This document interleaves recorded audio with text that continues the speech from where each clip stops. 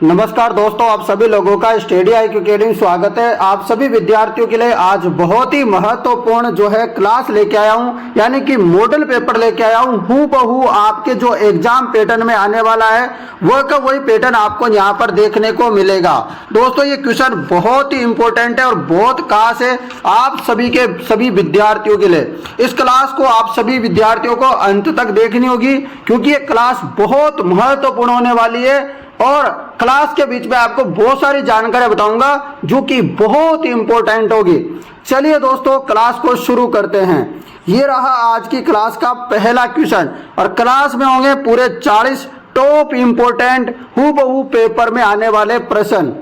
पहला प्रश्न आपकी स्क्रीन पर, उत्तर देना शुरू कर देना आप सभी लोग। और रोजाना आपको बताएं शाम को 7 बजे डेली क्लास होती है। चलिए दोस्तों पहला क्वेश्चन है, निम्न में से किस स्थल पर इंदिरा गांधी नहर परियोजना से पेयजल नहीं पहुंचाया जाता? आपको बताना है कि निम्न में से किस स्थल पर इंदिरा गांधी नहर परियोजना से पेयजल नहीं पहुंचाया जाता। पता है आप लोगों को बीकानेर में भी पहुंचाया जाता है, जोधपुर में भी पहुंचाते हैं, बाड़मेर में पहुंचाते हैं, परंतु पाली में नहीं पहुंचाया जाता। ये आप सभी विद्यार्थियों को पता होगा। थोड़ी बहुत जानकारी इंदिरा गांधी नहर के बारे में भी मैं आपको बता देता हूं, ताकि जब भी आप परीक्षा में बैठो और कोई भी इंदिरा गांधी नहर से रिलेटेड प्रश्न आए तो आपका कभी गलत नहीं हो। बता देता हूं, इंदिरा गांधी नहर का उद्गम होता है सतलज व्यास नदी है दोस्तों, वहां पर हरि के बैराज बांध है पंजाब में। और इसका राजस्थान में प्रवेश कहां से होता है, पूछ लिया जाए आपसे इंदिरा गांधी नहर का राजस्थान में प्रवेश कहां से होता है, तो याद रखना मसीतावली हनुमानगढ़ से। और ये समाप्त कहां होता है, ये बहुत बार क्वेश्चन आ रखा है। जो एक एक पॉइंट आपको बता रहा हूं ना, बहुत खास है, बहुत इंपॉर्टेंट है। इंदिरा गांधी नहर का जो समाप्ति स्थल है वो गडरा रोड बाड़मेर है। और आपसे पूछ ले कि जो प्रस्तावित कुल लंबाई कितनी है इंदिरा गांधी नहर की, तो 739 किलोमीटर है। कितनी? 739 किलोमीटर। यदि वर्तमान लंबाई की आपसे बात करें तो वर्तमान लंबाई है 649 किलोमीटर, जबकि प्रस्तावित कितनी? 739। ध्यान से सुनना, रख लोगे याद इतना। और आपसे पूछ ले कि प्रस्तावित जो कमांड एरिया है जो सप्लाई करना है पानी का वो कितना है, तो 19.93 लाख हेक्टेयर है। और यदि आपसे ये बहुत बार क्वेश्चन आ रखा है, जबकि आपसे पूछ ले कि वर्तमान में कितना कमांड क्षेत्र सप्लाई होता है पानी का, तो 16.17 लाख हेक्टेयर। रख लोगे याद, बहुत इंपॉर्टेंट है, बहुत जरूरी है आपके लिए ये प्रश्न। चलो अगला प्रश्न, भेड़ की किस नस्ल को भारतीय मेरिनो के नाम से भी जाना जाता है? भेड़ की किस नस्ल को भारतीय मेरिनो के नाम से भी जाना जाता है? तो जवाब हो जाएगा मगरा को। भेड़ की किस नस्ल को भारतीय मेरिनो के नाम से भी जानते हैं, तो मगरा को दोस्तों भारतीय मेरिनो के नाम से भी जाना जाता है। अगला प्रश्न, निम्न में से कौन सा सम्मेलन मरुस्थलीकरण की रोकथाम के लिए कार्य करता है? आपको बताना है कि निम्न में से कौन सा सम्मेलन है जो मरुस्थलीकरण की रोकथाम के लिए कार्य करता है। तो आपको याद रखना है UNCCD। तो ये दोस्तों मरुस्थलीकरण रोकथाम के लिए कार्य करता है, आपको याद रखना है कौन? UNCCD। नेक्स्ट प्रश्न आपके लिए, राजस्थान की निम्न में से किस देशी रियासत ने सर्वप्रथम वन संरक्षण की योजना लागू की? राजस्थान की निम्न में से किस देशी रियासत ने सर्वप्रथम वन संरक्षण की योजना लागू की? जवाब होगा इसका जोधपुर ने दोस्तों सर्वप्रथम वन संरक्षण की योजना लागू की थी। अगला और खास इंपॉर्टेंट प्रश्न, राजस्थान की निम्न में से कौन सी एक भूजल ब्लॉक की श्रेणी नहीं है? यानी कि इनमें से 3 तो भूजल ब्लॉक की श्रेणी है, परंतु एक नहीं है। वह कौन सी नहीं? आपको पता है सुरक्षित भी भूजल ब्लॉक की एक श्रेणी में आता है, अति संदोहित भी आता है और अर्ध क्रांतिक भी आता है, परंतु आपको पता होगा न्यून संदोहित किसी प्रकार का भूजल ब्लॉक श्रेणी में नहीं आता है। चलो अगला प्रश्न, बरखान स्थलाकृति निम्न में से किस भौतिक विभाग से संबंधित है? बरखान, तो बरखान दोस्तों किससे संबंधित है आपको बताना है, तो ये दोस्तों आप सभी विद्यार्थियों को पता होगा अच्छे से कि मरुस्थलीय प्रदेश से संबंधित है ये। किससे? बरखान एक वायु की गति के कारण बनने वाला अर्धचंद्राकार गतिशील वायु का क्या है? स्तूप है, जो कि पश्चिमी मरुस्थल यानी कि जो अपना थार का मरुस्थल है वहां पे देखने को मिलती है। अगला और बहुत इंपॉर्टेंट प्रश्न, राजस्थान में माही नदी निम्न में से किन जिलों की सीमा बनाती है? माही जो नदी है वह किन जिलों की सीमा बनाती है? तो आपको अच्छे से पता होगा, डूंगरपुर और बांसवाड़ा जिले की सीमा बनाती है माही नदी। और आपको पता होगा दोस्तों, माही नदी का जो उद्गम होता है वो मेहंद झील, धार, मध्य प्रदेश से होता है। कहां से होता है? मेहंद झील, धार, मध्य प्रदेश से इसका उद्गम होता है, आपको याद रखना है।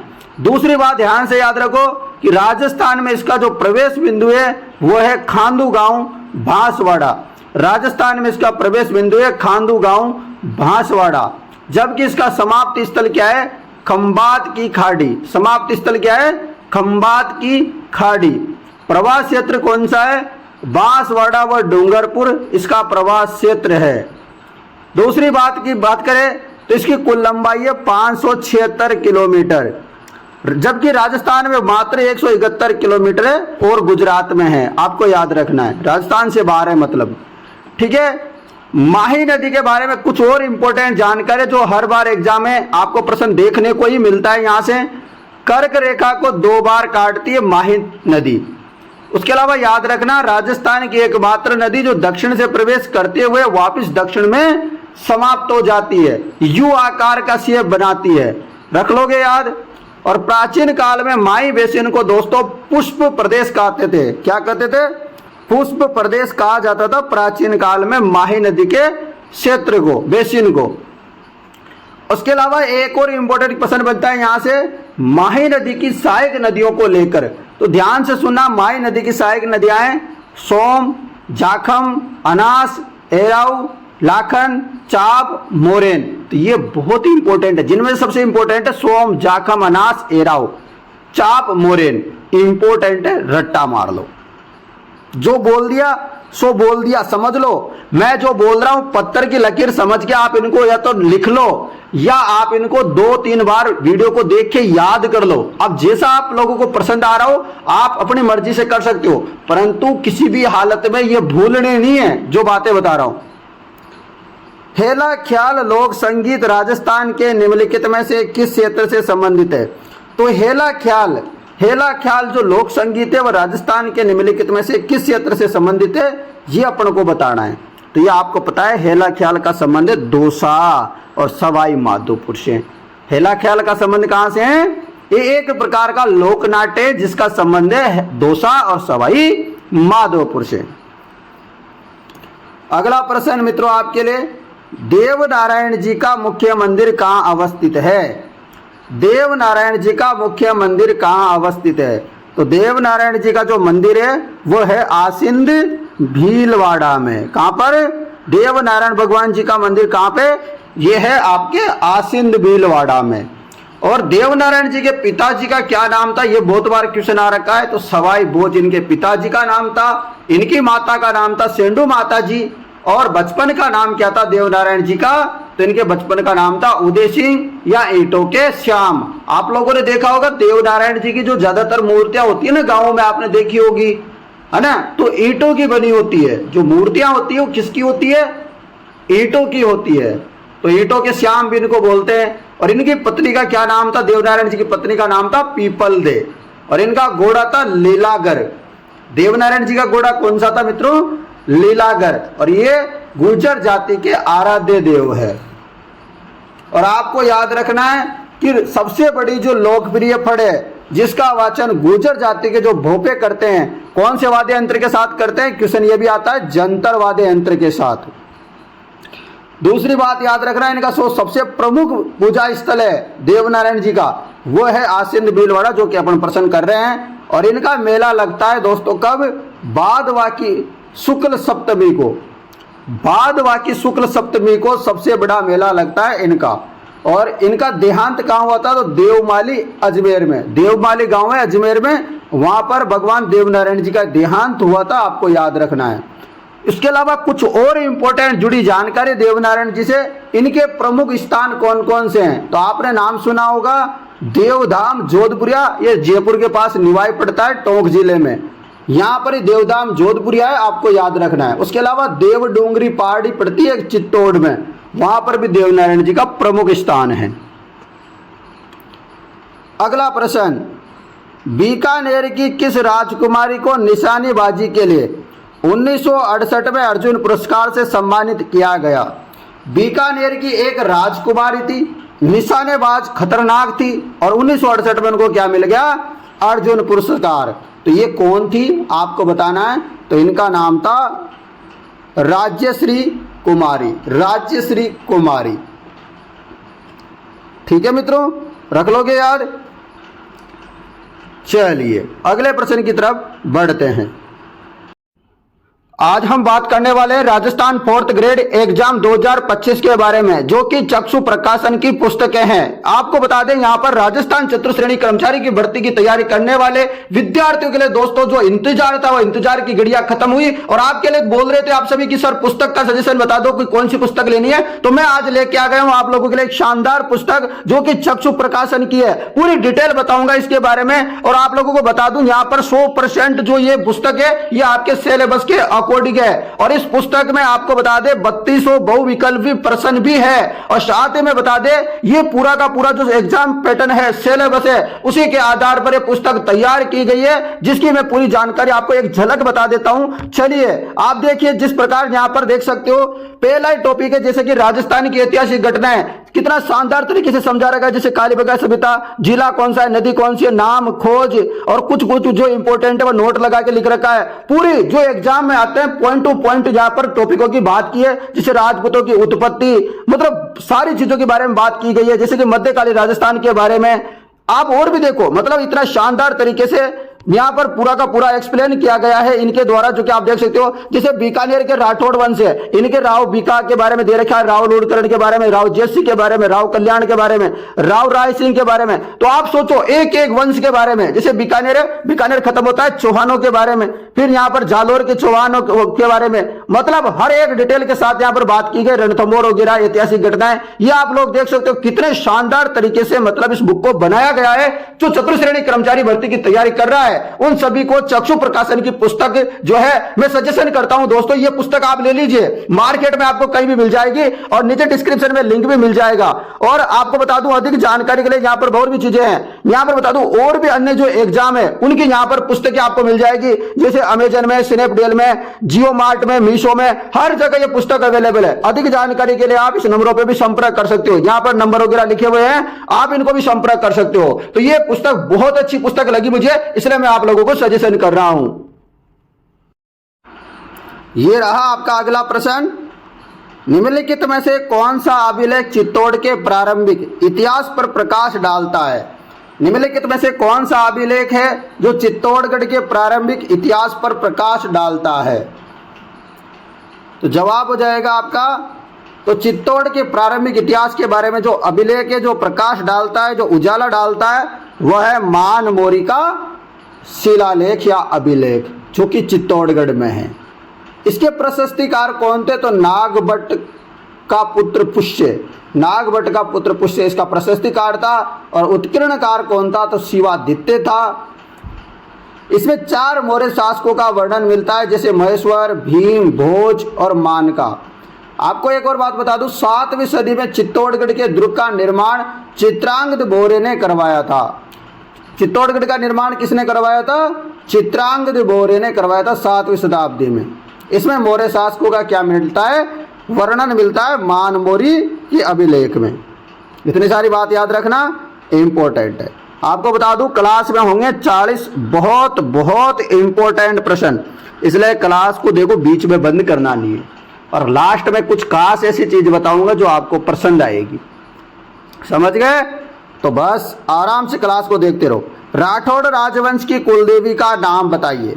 राठौड़ राजवंश की कुलदेवी का नाम बताइए। तो राठौड़ राजवंश की कुलदेवी का नाम है नागणेची। क्या नाम है, नागणेची। राठौड़ राजवंश की कुलदेवी का नाम है नागणेची। अगला प्रश्न आपके लिए, किस मुगल शासक ने चित्तौड़ विजय के उपरांत मेवाड़ में सिक्का एलची जारी किया? तो मेवाड़ में आपको पता है सिक्का एलची जारी किया था, तो ये किया था किसने? अकबर ने। कौन सा अकबर ने? अकबर ने जारी किया था, आपको याद रखना है। दोस्तों मैं आप लोगों को अब सिक्के वाली बात आ गई, अब बात आ गई तो बात आगे बढ़नी चाहिए कि नहीं बढ़नी चाहिए? आपका प्रश्न क्या गलत होना चाहिए कि सिक्के का आ जाए तो नहीं होना चाहिए? तो आप कान लगा के ध्यान से सुनना, एयरफोन लगा रहे तो एयरफोन लगा लो और शांति से सुनना, बस कुछ बातें बताऊंगा सिक्कों से संबंधित। या लिखो तो लिख लो, कॉपी पेन उठाओ फटाफट। पहले सुनो, जोधपुर या बोले तो मारवाड़, जोधपुर के प्रमुख सिक्कों के नाम आपको ध्यान से सुनने हैं। तो जोधपुर के सिक्के हैं विजयशाही, भीमशाही, गजशाही और दब्बूशाही। 4 प्रकार के सिक्के याद रख लेना, इनमें से क्वेश्चन आ जाएगा। बीकानेर के सिक्कों के बारे में सुनो, राजशाही, गंगाशाही। मेवाड़ के सिक्के, जैसे चित्तौड़ तो उदयपुर की बात करें तो इनके सिक्के की बात कर रहा हूं, मतलब मेवाड़ की बात मतलब उदयपुर चित्तौड़ वाली बात है। तो मेवाड़ के सिक्कों के बारे में सुनो, चित्तौड़ी सिक्के, उदयपुरी सिक्के, भीलड़ी सिक्के, गूंगली सिक्के और उसके अलावा एलची सिक्का और चौगाड़ी सिक्का, डिंगाल सिक्का याद रख लोगे। जयपुर के इंपॉर्टेंट सिक्के हैं झाड़शाही, मोहम्मद शाही और हाली। और जैसलमेर के सिक्के भी सुनो, अक्खे शाही, मोहम्मद शाही और डोरिया सिक्के जैसलमेर के। जबकि दोस्तों आपको याद रखना है, धौलपुर के सिक्का है तमंचा शाही, किशनगढ़ का सिक्का है शाह आलमी, करौली का सिक्का है माणक शाही, कुचामन टकसाल का दोस्तों एक सिक्का है, बहुत बार क्वेश्चन आ रखा है, हजारों बार क्वेश्चन आ रखा है। कुचामन टकसाल का सिक्का कौन सा है? 31 संदा। कौन सा है? 31 संदा है। और टोंक का सिक्का कौन सा है? चवरशाही। रख लेना याद, काम हो जाएगा। अगला प्रश्न, पचेवड़ा संदर्भित है। पचेवड़ा किससे संबंधित है? तो पचेवड़ा का संबंध है परिधान से। किससे संबंधित है? परिधान से संबंधित है पचेवड़ा। अगला प्रश्न, बम नृत्य का संबंध किस स्थान से है? बम नृत्य का संबंध किस स्थान से है? तो बम नृत्य का संबंध है अलवर से। बम नृत्य का संबंध किससे है? अलवर से संबंधित है बम नृत्य। अगला प्रश्न, आनंद विलास के रचयिता कौन थे? आनंद विलास के रचयिता कौन थे? तो आनंद विलास के रचयिता थे महाराजा जसवंत सिंह। आनंद विलास के रचयिता कौन थे मित्रों? महाराजा जसवंत सिंह जो थे आनंद विलास के क्या थे? रचयिता थे। अगला प्रश्न, हरि मेखला के रचयिता कौन थे? हरि मेखला के रचयिता कौन थे? तो हरि मेखला के रचयिता थे माहुक। हरि मेखला के रचयिता कौन थे? तो वो थे माहुक। अगला प्रश्न आपके लिए मित्रों ये रहा, राजस्थान का पूर्वी मैदान भाग, जहां राजस्थान के कुल भौगोलिक क्षेत्र का लगभग कितना प्रतिशत धारित करता है, आपको बताना है। राजस्थान का पूर्वी भाग कितना धारित करता है? तो आपको पता होगा 23%, यानी कि 23% आपको याद रखना है। अगला प्रश्न, निम्न में से कौन सा राजस्थान में प्रचलित तौर पर माउंट के रूप में जाना जाता है? तो आपको पता है माउंट, अभी कुछ दिन पहले ही बारिश हुई थी सर्दियों में, तो सर्दियों में जो बारिश होती है उनको बोलते हैं माउंट। तो शीतकाल में होने वाली वर्षा को माउंट कहते हैं। अगला प्रश्न, राजस्थान में मरुस्थल का प्रयाण प्रक्रिया का संबंध है। राजस्थान में मरुस्थल का प्रयाण प्रक्रिया का संबंध है। तो जवाब हो जाएगा मरुस्थल का विस्तार से। किससे संबंधित? मरुस्थल के विस्तार से संबंधित है। अगला प्रश्न, निम्न में से कौन सा केंद्र जिप्सम का बाड़मेर स्थित उत्पादक केंद्र नहीं है? आपको बताना है कि निम्न में से कौन सा केंद्र जिप्सम का बाड़मेर स्थित उत्पादक केंद्र नहीं है?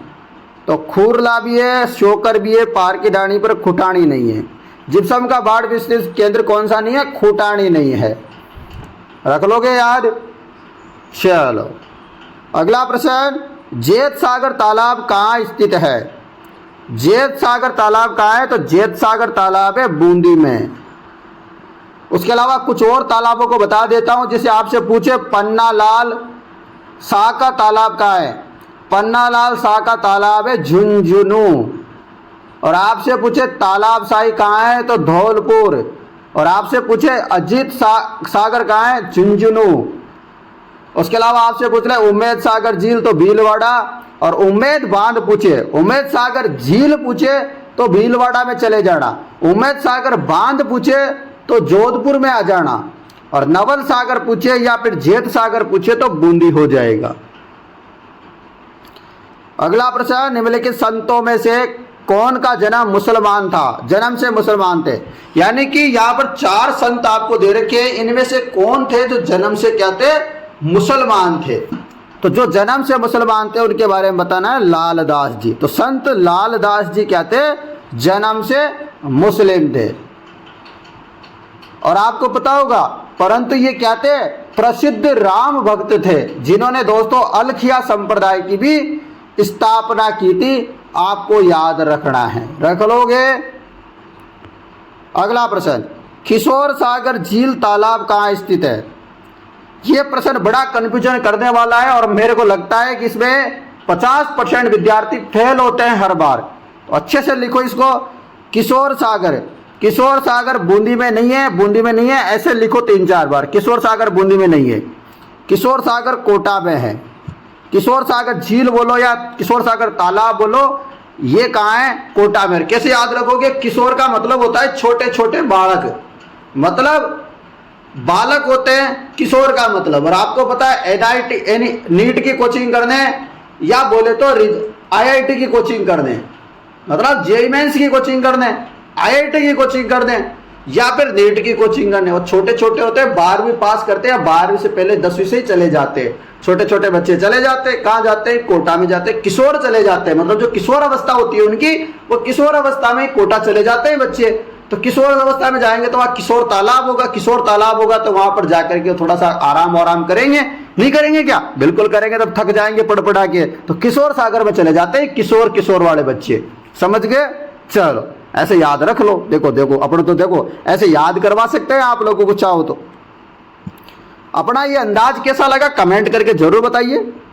आर्थिक सशक्तिकरण के बिना राजनीतिक स्वतंत्रता का कोई अर्थ नहीं है, किसने कहा था?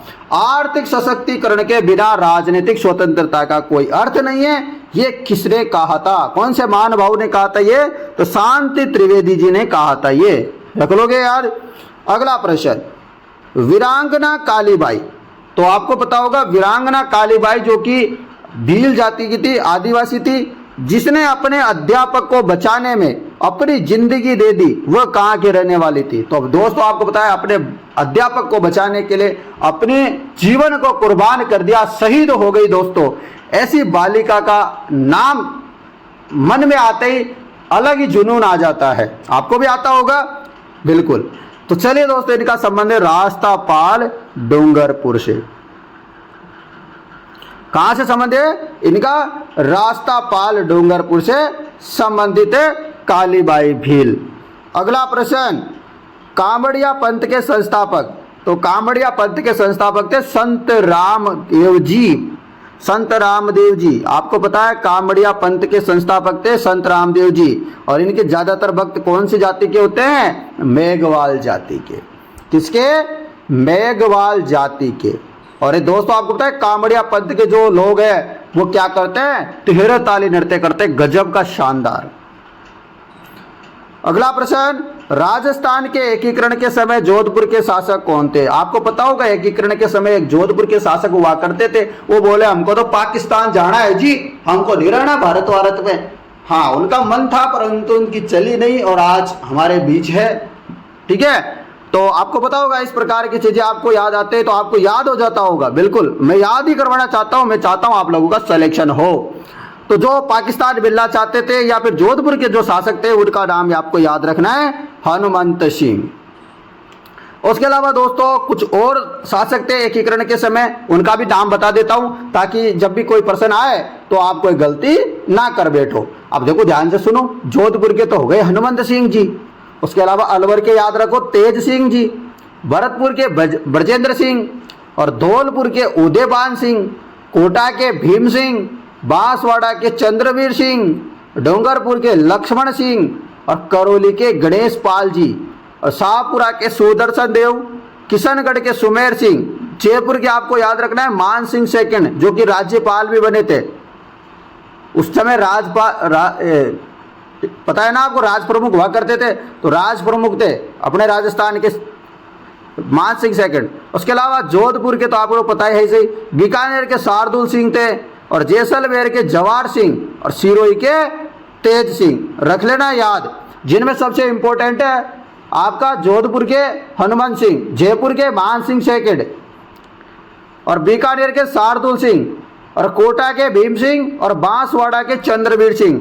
ये बहुत इंपॉर्टेंट है, सबसे ज्यादा क्वेश्चन यहाँ से आता है। उसके अलावा और भी याद रखने, पर इनको तो रट्टा ही मार लेना भाई। देखो मैं सही बता देता हूँ आपको, बाद में बोलोगे कि सर बताया नहीं आपने, कौन कौन सा याद करना। तो अगला प्रश्न, राजस्थान के किस क्षेत्र में पनडारी मोदक प्रसिद्ध है? तो पनडारी मोदक कहाँ है आपको बताना है। तो पनडारी मोदक है आपके बीकानेर में। कहाँ पर है? पनडारी मोदक बीकानेर में है।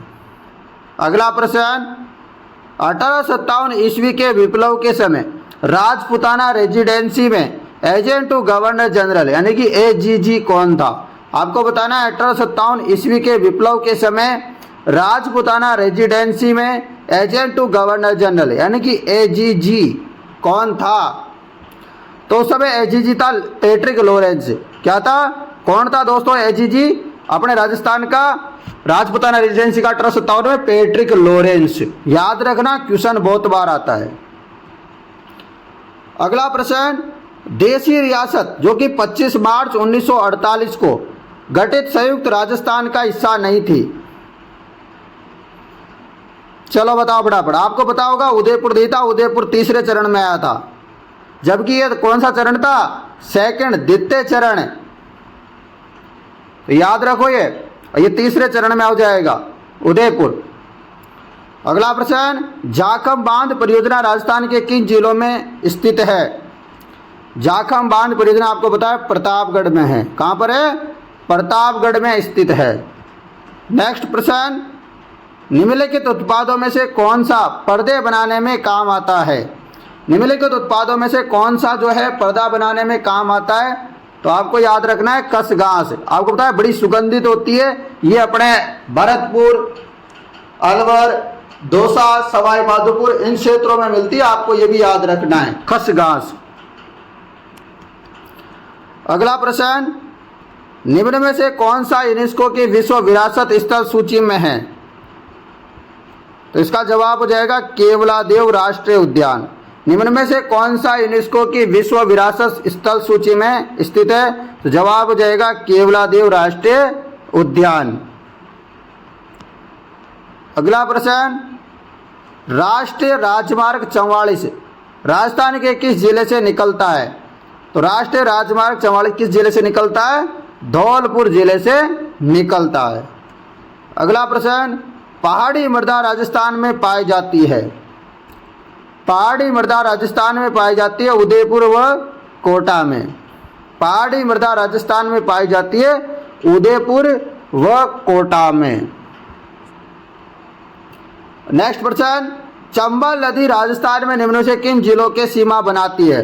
तो आपको पता होगा कि जो चंबल नदी है वह किस किस की सीमा बनाती है?